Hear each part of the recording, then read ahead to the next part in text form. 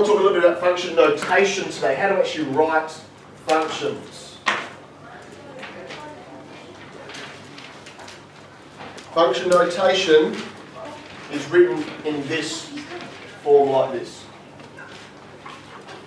You have an F, you have a bracket, you have an X. Now it's generally X because we just generally work in X's, but it can be in anything.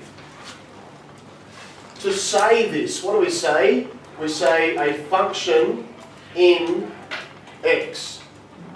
That's how you actually say that, a function in X, or in short term, f of X. Okay, they're kind of the two ways we actually say that as we read it on a page. And if we're doing a question that has more than one function involved, and we're comparing functions or we're combining them or that kind of stuff, we can't have lots of f of x's that are different because f of x is one thing, and so we will use other letters, g of x, h of x, but they're all still functions. Okay, it's just a way of being able to talk about multiple functions in the same question, okay, and differentiate. Okay, the tradition is that you start with f and then you just go up through the alphabet from there. It's just what it is.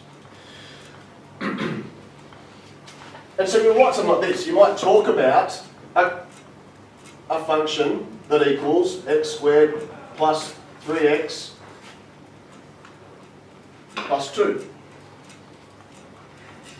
Okay, f of x is x squared plus 3x plus 2.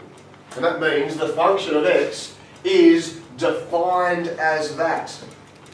And so if we want to be able to name some pairs, some ordered pairs that fit within that function, then you say, all right, if x equals, let's pick out number 0, we'd say f of x equals, and what do? We just put 0 in wherever x is in the function. 0 squared plus 3 times 0 plus 2 equals 2. So one of those ordered pairs is 0, 2.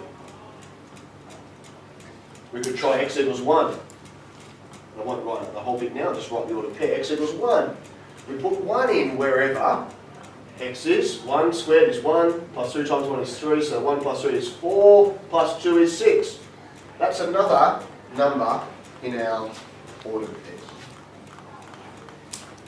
I could try negative 1. Oops. Negative 1. We put negative 1 in here. Negative 1 squared is 1. Plus 3 times negative 1 is negative 3. So 1 plus negative 3 is negative 2. Plus 2 is 0. That's another pair that fits in that function. Yep. So f of x is just y. And so when we draw it, and so yeah, it's an important distinction. It's not always just as simple as saying that. But what you'll draw then is on a number plane, y and x, and this is, we actually write it like this. And so if I were to go through and plot enough points, I would realise that it crosses the x axis at -1 and -2, and it crosses here at 2, and so it looks a bit like this. Not the best drawing, that's all right. And you'd actually say y equals f of x. You're actually drawing y values that are equal to f of x. Okay, so this is again just a way that we start to use our notation and our terminology. And so actually it will enable us to draw, therefore, 2 functions on there. If I wanted to say, well, let's say g of x equals 2x minus 1. And I could go through the same process and get some ordered points, and I'll find that it cuts down here at -1, and it goes up like this. And so now I'm going to say y equals g of x here. It actually enables me to draw multiple functions on the same number plane. Okay? And so it's not exactly the same as just saying it's the same as y, but often it's represented as y. You're going to draw it like this. Does that kind of make sense? Yeah. Okay. With with our function notation, we can actually put in something that's not a number as well. So I could say, and this is going to become really important when we get to calculus later this year. I can say, well,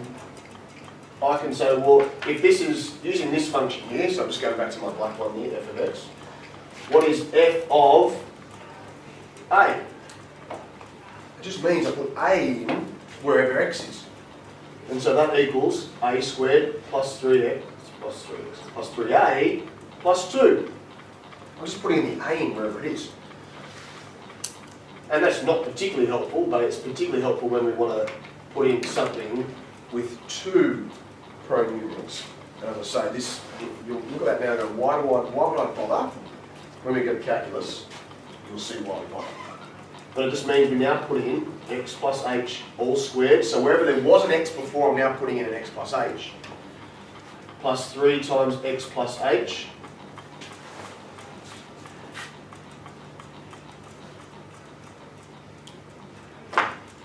Plus 2.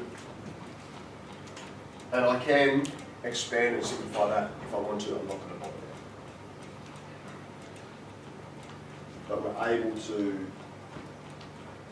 put in other values into a function.